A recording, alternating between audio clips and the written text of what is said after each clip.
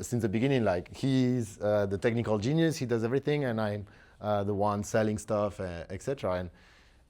And take advantage of this event to find people that you may, want to create a project together. And I mean, I can give ideas to him. Exactly. That's his idea. No, how is your name? Sorry. Yes. Tarcísio. I have like a few ideas how to quickly monetize your idea because it's so well made, So anyway, I think we should talk a lot. Yeah. We're gonna try to do more meetups. We're also, I don't know, in more time. I need to find a way because I really see potential. I don't know about you, but every time I leave this event, I'm like with a lot of ideas, super excited. So let's go. That's why I wanted to share that takeaway because it's great. It's moving. It's very interesting. Nice. And I appreciate the whole thing. Sure. So yeah, and last time, I showed you the thing we were building, like Zensei, this index for to analyze if the stock market is going to go down, etc. But we have done a lot of improvement, and we're also building another tool, and that's what we are going to present to you. What do you want?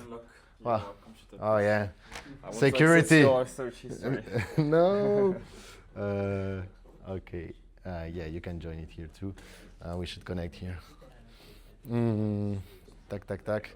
And yeah, and if you find a partner, founder, and you make a lot of money, don't forget where you meet that guy and,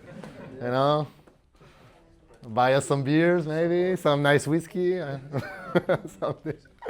Okay, let's go. So I'm gonna let Piero talk and, if you have any questions or you want me to add something, but he's the guy. I think we should talk about the thing because I already told you guys about this, but we are creating a new tool. So a couple of weeks ago, Jara came to me with big Google Sheets. You want me to show it? Yeah. For sure. Again, the mic. Oh, sorry. No, Piero one. Piero. Do I have to? Nice. That's why we need people to help. Otherwise, it's impossible to do anything. It's crazy. So a couple of weeks ago, Jara came to me with this giant Google Sheets, and he told me, "Man, this is how we make money." I was like, "Sure, but like, how do you read it?" And so he explained to me in depth what he was doing. So basically, he's coming from the fact that there is a benchmark in finance. It's called S&P 500. So for those who don't know, it's the 500 biggest US companies. And it's basically the pulse of the finance sector. Mm-hmm. So it is the baseline percentage you can get every year. But now what we could do is compare certain specific sectors to this benchmark. So for example, let's take utilities or energy. How is it comparing to this benchmark? So he's plugging the data using some Google Finance, Google Sheets formulas, and he gets, okay, utilities right now is really good, energy is quite good, IT is really bad right now despite AI, maybe because of AI. And then he's doing the comparison on 2 weeks, a month, 3 months to see some different speed of how it is changing. Where's the money going, basically? Where is the money That's going? what I'm trying to find out. And so he has this, and then he goes a level deeper. So, okay, we have the big sectors, but we can go even deeper in industries. So we can look at solar energy, digital infrastructure, manufacturing. What is the best performing industry right now? Where should we put our money? So this is good. We have even more information. We can go even deeper, and then, for example, we get into one industry, which is I think this is the oil industry. Yeah, oil industry. ETF. And so then you have stocks in these sectors. You have stocks representing the sectors, and you go ahead and then you compare the performance of the stocks to this sector. And by doing that, step by step, layer by layer, you get the best of the best of the best of the best, which should be where you should place your money if you want the best returns on investment. So this is good. He explains that to me. I'm like, yeah, this is quite good. But then you have more than 150 sectors. We've done the calculation. It's more than 2,500 stocks. So this is not scalable. We cannot use that to analyze. It's way too big to analyze and too much information. Too much information, basically. Yeah. So we decided to turn it into something very visual. Yeah, you have it there. Oh, I have it here. We decided to turn it into something very visual, which we call the rotation map. So this is a scatter chart with the 150 industries we have collected, and they're all ranked between their performance against the benchmark on 3 months and on 1 month. And so based on that, we can have leading industries, weakening industries, lagging, and improving industries.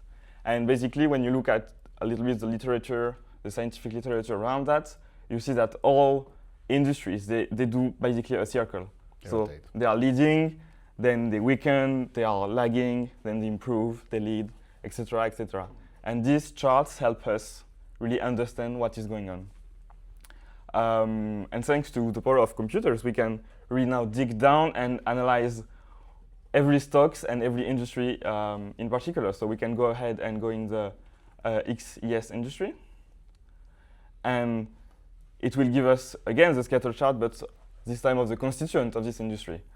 And again, we can select, check which are the best performers.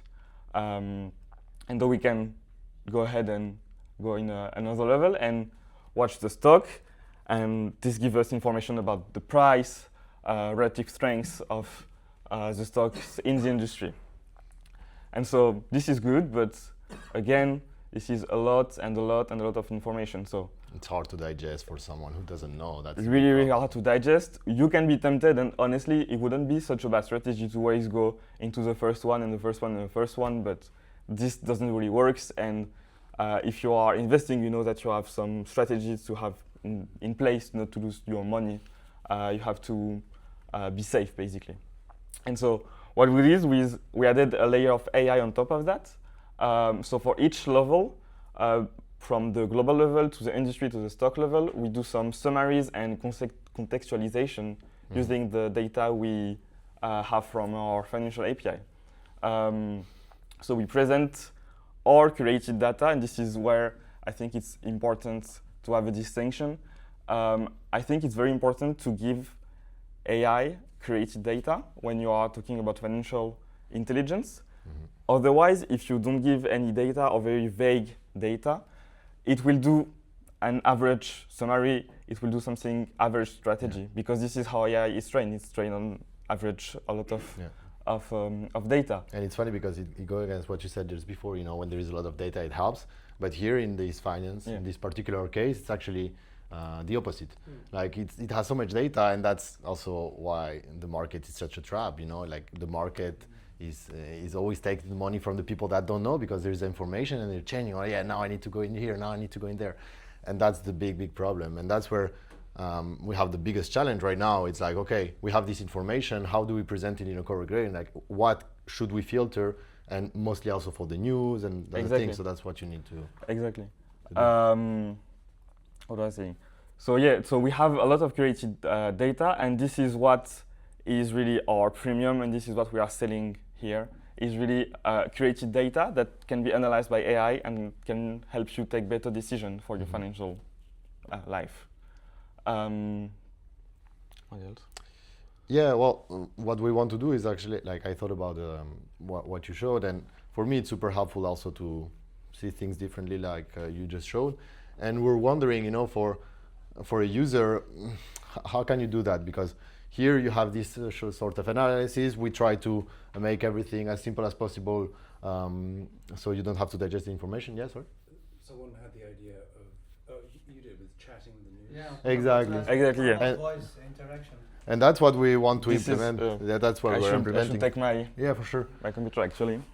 And Sorry I for think the that's the most important part. And for the marketing guys here, or for the people that want to also to understand, it's like I'm always trying to think of how we can have this edge on the long term. Because right now, what you see, like tomorrow you can come and say, okay, let's go. I love this project. I'm just going to copy it. And you could. And that's the big problem that a lot of people have right now. Like with AI, you can do everything. And it feels like you can create a new business and make a lot of money, but at the same time, it's also super dangerous. And you have to think about, okay, how can I ultra personalize this project for my users? How can I then get their information? And that's the next step for us. It's like, okay, we talk about curating information. We can create the financial data, but if we can also ask the information of the user, then we have more curated information, and then we have something that the user is going to have a hard time changing from services because, oh yeah, well, this AI already knows about my desire to take risk or not. He knows how many maybe transactions I want to do or where do I live, so what can I buy or not. And for me, that's ultimately the big challenge when building with AI. It's thinking about, on an ultra personal level, how can you do that? Because when I use an AI product and I get an information that could have been, like the AI error could have been solved very quickly just by knowing who I am, that'd be great. For example, I don't know, the simple solution is like, oh yeah, I'm looking for a restaurant, and he gives me information about the restaurant in Madrid, but well, if it would have known that I'm in Valencia, that's great, but I was using a VPN or whatever, and it doesn't. And here's the same thing. Let's say I'm a Spanish investor and he tells me, oh yeah, you should, that's the top leading sector, but as a Spanish investor, I cannot get into that industry. Well, I just stop the product because it gives me the illusion that this product it's not working, it's not for me.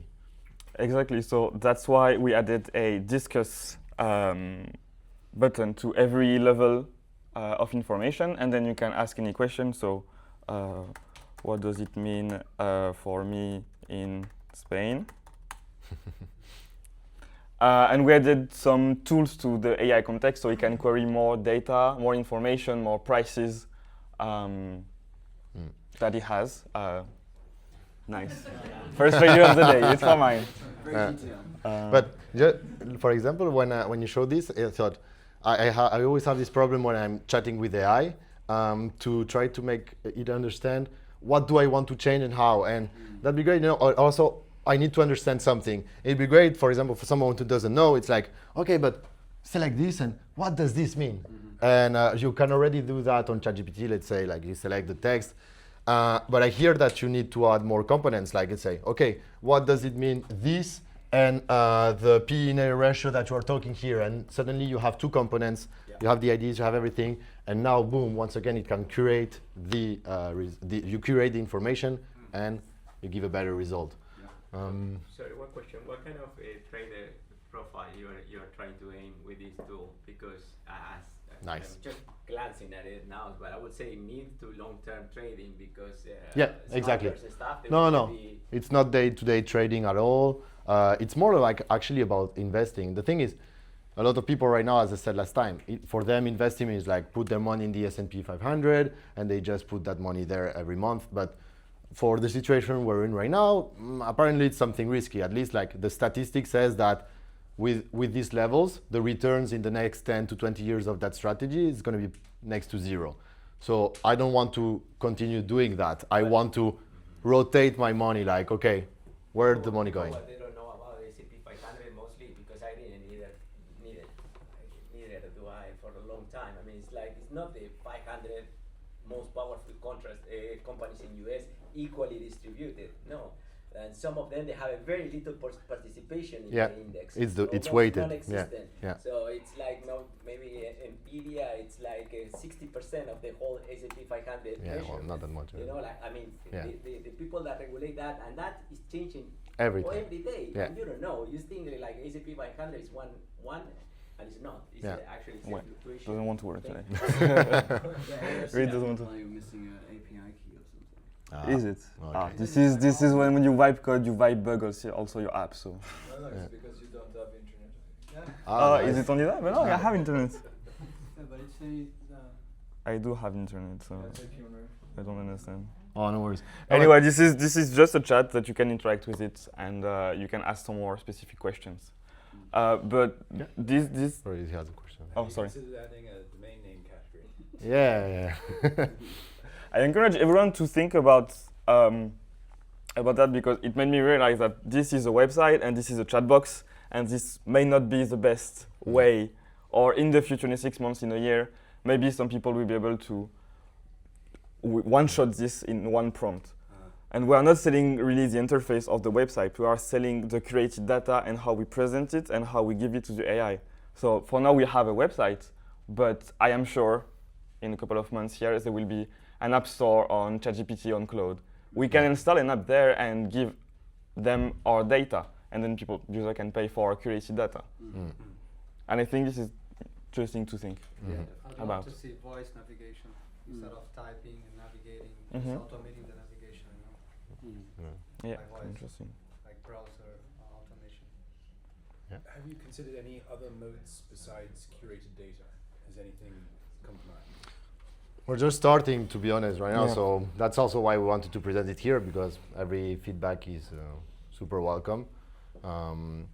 But for us, like, I also take a very interesting conclusion, in my opinion. Like, we have been working together for years and years and years. And usually before, it was like, I had a vision, I wanted to create a product, whatever, and I transmitted this information to him. And then I was chill, because he needed to do it, and I had some time. But today, it's the opposite way. Like, it's crazy. Like, he comes back the next day, it's like, okay, it's ready, what's next? And I'm like, oh, man. And it's hard for me at least, it's hard to use the AI for my position for now.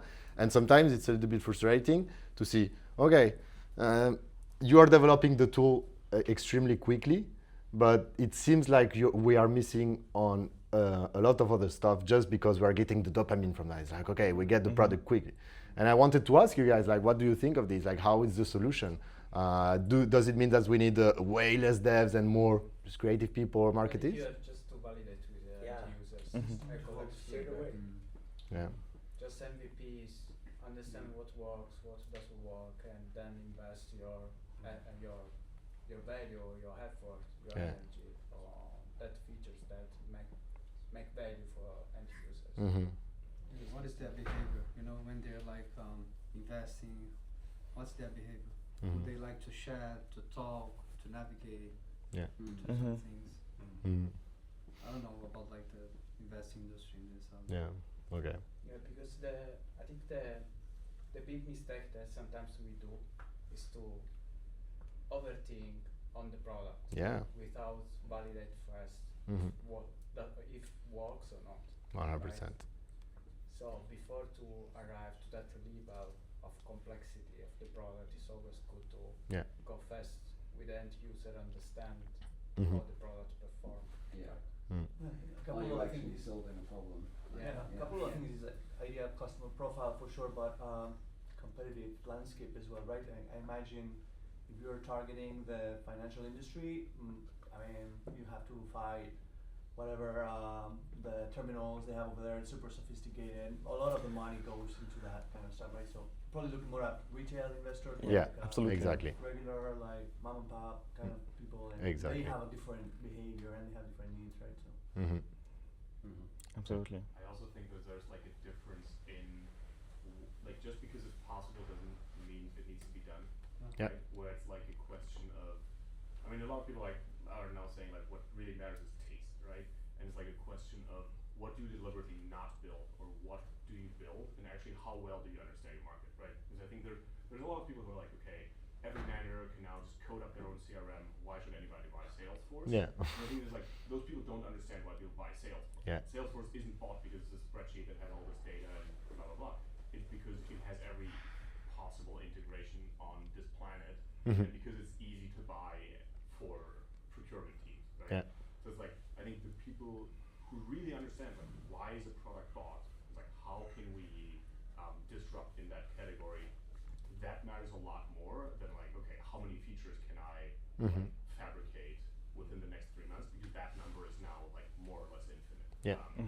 I agree. I think that's changing a lot more than like, okay, do we need engineers, do we need creative people? I think that really depends on like what's your deep understanding. Yeah. So I work in a company that does usage-based billing systems, where it's like you have to get the engineering exactly right. And it's like I think 80% of our team is engineers, with or without AI, because the engineering, the exact engineering really matters. It's like for other things that may no longer be the case. Understanding the first principles of the market rather than like this other phase that you used to have in a startup where it's like, okay, we will have to build all of these things and that just needs to get built. Now that's a lot Mm-hmm. That's why I congratulate Jonathan, making first sales without product. That's it. That's why AI.com did. Like with this super big domain, they're like, yeah, well, we have free visibility. Well, not free, but from now on, it's free visibility, and we're getting a lot of visibility. And people are just paying because it's AI.com. There is nothing behind it. I mean, there is a lot of trading competitions. Actually, Rankia Valencia. I don't know if you About it. They're going to launch one of their own very soon, and many other trading platforms they do it as well.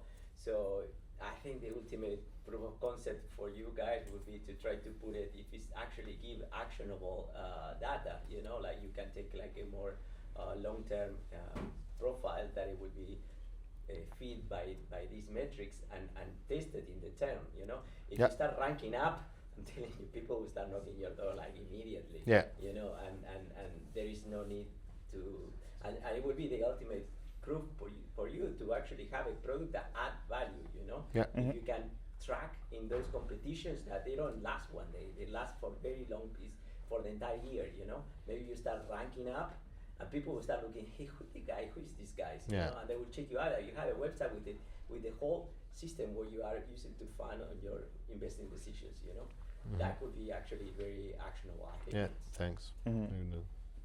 Future. Nice. Yeah.